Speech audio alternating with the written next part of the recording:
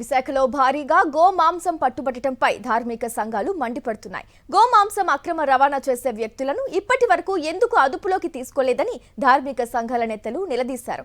గోమాంసాన్ని రవాణా చేసే వ్యక్తులపై ప్రభుత్వం చర్యలు తీసుకోవాలని డిమాండ్ చేశారు. టీడీపీ నేతల కనుసన్నల్లోనే గోమాంసం అక్రమ రవాణా జరుగుతోందని ఆరోపించారు. ఇదే అంశానికి సంబంధించి మరింత సమాచారం మా ప్రతినిధి అనిల్ అందిస్తారు.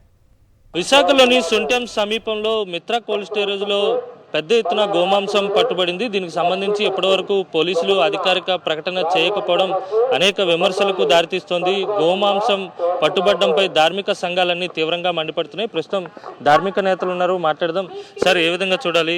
విశాఖ కేంద్రంగా పెద్ద మొత్తంలో గోమాంసాన్ని అక్రమ రవాణా చేసేందుకు సిద్ధపడ్డారు, పట్టుబడ్డారు, కానీ చర్యలు ఏమీ లేవు. ఏ విధంగా చూడాలి?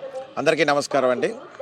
ఈ రోజున ప్రపంచంలోనే ఆధ్యాత్మిక క్షేత్రం శ్రీమతి తిరుపతి దేవస్థానం, అంతటి స్వయంభూ దేవాలయం ఉన్నటువంటి మన యొక్క విశాఖ సింహాచలానికి సుమారు ఒక 6 కిలోమీటర్లు 8 కిలోమీటర్ల దూరంలో ఈ రోజున ఎక్కడా లేనటువంటి విధంగా ఎంత ఘోరంగా సుమారు 198 కేజీల గోమాంసాన్ని పట్టుకుంటే ఈ రోజు వరకు కూడా ఆంధ్ర రాష్ట్ర ప్రభుత్వంలో ఉన్నటువంటి మంత్రులు కానీ, ఎండోమెంట్ మినిస్టర్స్ కానీ, అదేవిధంగా పశువర్ధక శాఖ మినిస్టర్లు కానీ, లేదంటే సరైనటువంటి రీతిలో ఎవ్వరూ కూడా దీని మీద స్పందించకపోవడం అనేది చాలా బాధాకరం. ఒకటైతే గుర్తుపెట్టుకోవాలా, ఈ యొక్క గోవు అనేది తల్లికి మరో రూపంగా మా యొక్క హిందువుల మనోభావాలు, సాంప్రదాయాలు, సంస్కృతిలో మేము మేళవించి ఉన్నటువంటి తల్లికి మారుపేరుగా గోమాత అని పిలుచుకునేటువంటి ఈ రోజున సకల దేవతలు కూడా ఈ గోవులో ఉన్నటువంటి తరుణంగా భావించేటువంటి తరుణంలో ఈ రోజున ముఖ్యంగా విశాఖపట్నంలో అనాధికారంగా ఇష్టానుసారంగా ఎక్కడ పడితే అక్కడ ఈ యొక్క గోమాంసాన్ని అమ్మడము,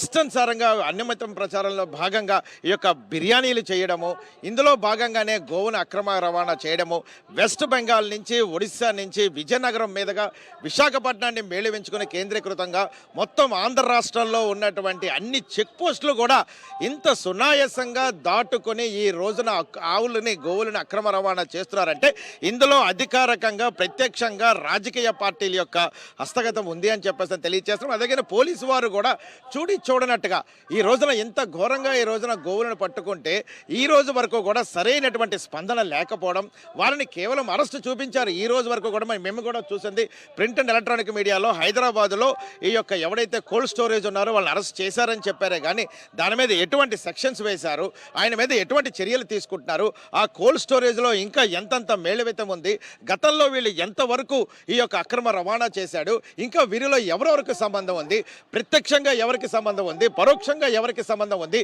అసలు ఈ ఆవులను ఎక్కడి నుంచి తీసుకొస్తున్నారు, ఎక్కడ వీటిని కవిళాలు చేస్తున్నారు, ఎక్కడ వీటిని గోవధ చేస్తున్నారు అని ఏది కూడా ఈ రోజు వరకు కూడా అధికారికంగా ప్రభుత్వం చెప్పకపోవడం అనేది చాలా బాధాకరం. గోవుల అక్రమ రవాణాను అరికట్టాలని చెప్పి వీరంతా కూడా డిమాండ్ చేస్తున్నారు. లేని పక్షంలో ప్రభుత్వంపై పోరాటానికి కూడా వెనకాడేది లేదని బీజేపీ ధార్మిక సంఘం నేతలు స్పష్టం చేస్తున్నారు. వీడియో జర్నలిస్ట్ అప్పలస్తో కలిసి అనిల్, సాక్షి టీవీ, సింహాచలం నుంచి.